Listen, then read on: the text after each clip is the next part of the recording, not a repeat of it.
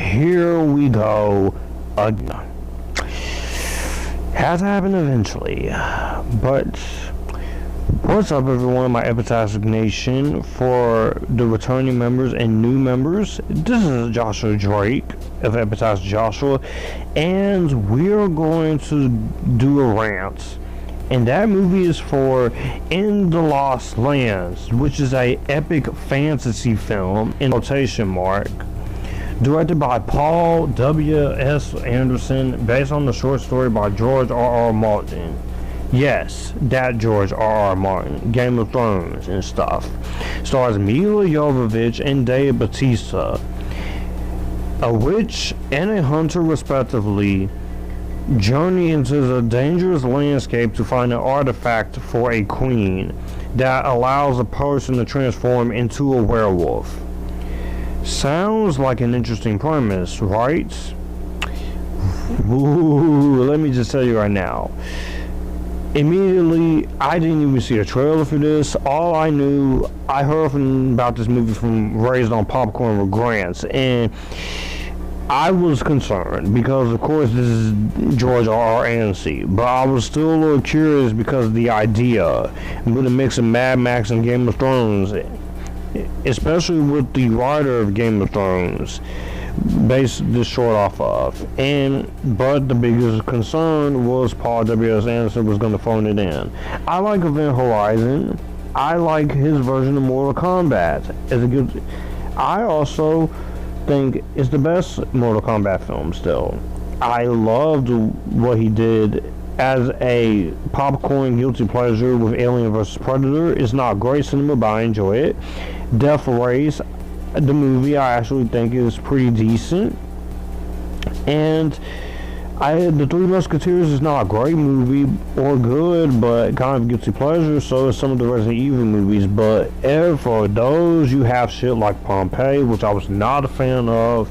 I did not like Resident Evil, the final chapter nowadays. Monster Hunter sucks.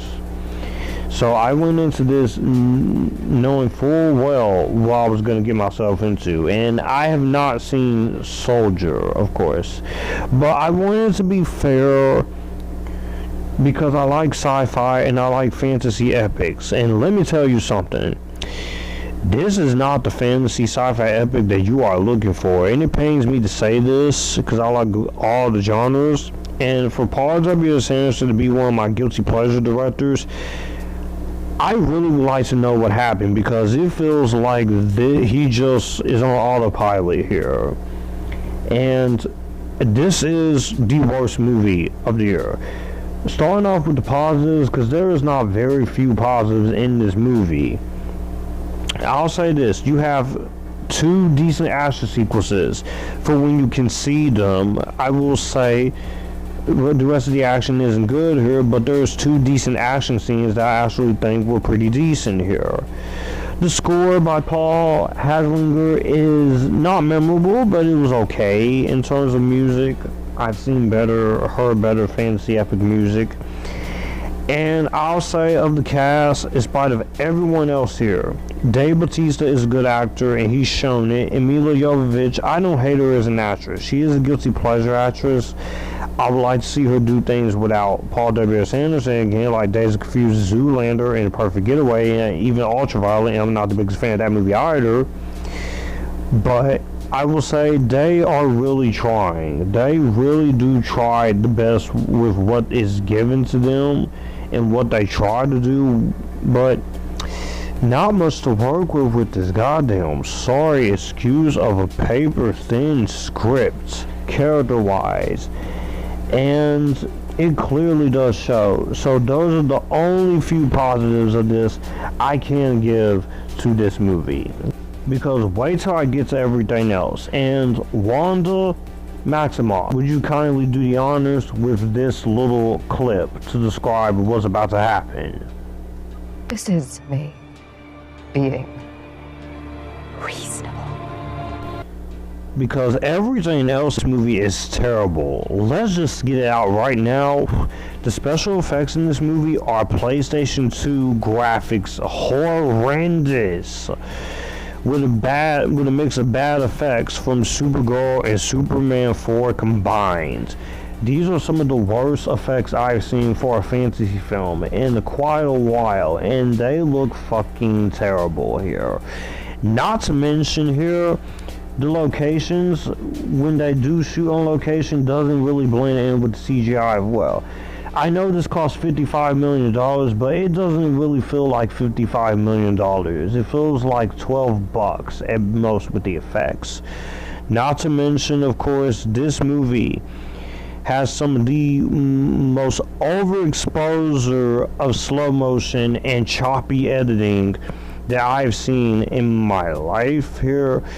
Aside from two of the action sequences, a lot of the action in this movie is pretty choppy.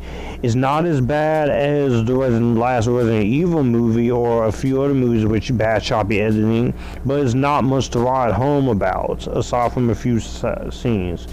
Also, some of these actors, aside from Bautista and Milla Jovovich, are completely wasted here, and so are their characters.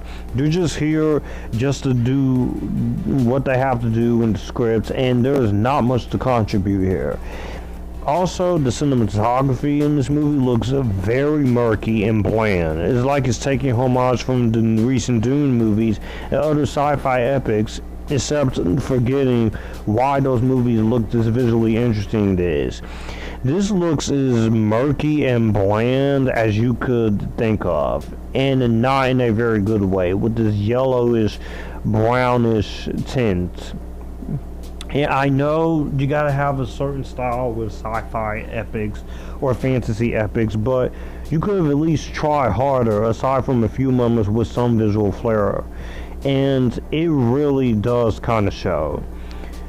And also, look, I will give credit to Paul W.S. Anderson for working with his wife here, because that's nothing more I value than that. If you like working with your significant other or such, go on. Monica Bellucci does it. She did it with Tim Burton, and she used to do it with Vincent Cassel in the movies they did together. And also James Gunn and Jennifer Holland, of course. And like I said, Milla Jovovich is extremely attractive. I said this in the past, and that still holds true. But like I said, I want to see her do things outside of a Paul W.S. Anderson movie. If this is all y'all can give to her, then you clearly have not seen Days of Confused or Zoolander or A Perfect Getaway. Even some movies where she's not working with Paul W.S. Anderson, which I haven't seen yet. Kick-ass. I can explain. But seriously, they've worked together so many times, and it's not really a problem, but it's like Paul W.S. Anderson, he's not the writer here, it's someone else, but it's like, this shit's gotta stop. Give her something different. Let her do something different. Because it feels like we're just doing the same stuff she did in Resident Evil. And like I said, I like Milla Jovovich. And look, she has fun doing this, even though you can clearly tell that her heart is not really as into it in certain parts because of the way she's written. But it's just, seriously, you can do a hell of a lot better than what we get here. Also, this movie has way too much exposition. The story and the characters are already not anything to write home about enough, but there is just so much exposition here. Far too much of it, along with not very good direction. And it feels like the exposition is just every 5 seconds or 5 minutes. It's like, okay, already, we gotta get to this werewolf. I get it. We have to do this. I get it. I'm like, there is other ways to do exposition. There's a thing called visual storytelling, or just showing it in a different way. But no, this movie has to spell everything out for you, and it's just like, like, I don't even know right now, but at the same time, that's what it feels like. It's just never ending exposition with story or attempts at character development. And also, the way this movie ends, you really are trying to set up a freaking sequel, which is not really gonna happen considering people don't know much about this, didn't see the trailers, and they didn't even give any support to it. And Paul W.S. Anderson, I like the fact that he does make movies for himself, and also he does still have a style that he's committed to, but I wish he would just do anything else besides this. Like, do something different, like a comedy or something. Because you are a capable guilty pleasure director, and you're one of my go-to guilty pleasure directors, but come on now. At this point, the same been there and done that stuff has just gotten old. And I feel like after Monster Hunter, he's kind of just given up. To the point where this is all he really has right now. And it's unfortunate too, because like I said, he's one of my go-to guilty pleasure directors, but this is not really cutting it here. And honestly, this could be a story I'd like to see done again, but just with a different director, hopefully much better script, and hopefully redone. But this is just kind of just the same, been there and done that could have been a lot better, and could have been at least a decent time waster or guilty pleasure if I liked the characters stuff more, but that's unfortunate here.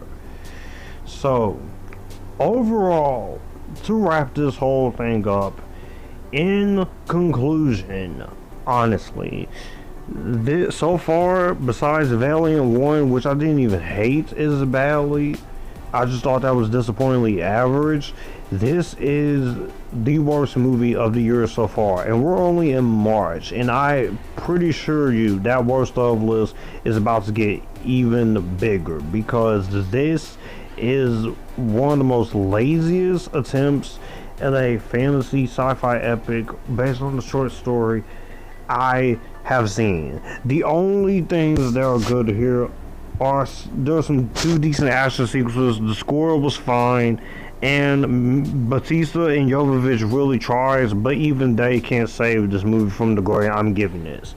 This movie, if you're looking for a fun sci-fi epic fantasy film that could be better, make up your own mind, but there is much better out there. This movie, go away. Well, that's going to do it for the video that you just watched. If you want to see more, my channel icon is up here. If you want to see more content from me, all my social medias are right here in this end card. I will also leave a playlist and a video here for you to see what the channel is about. As always, acknowledge me, stay epictastic, join the epictasticness, and you guys keep it cool.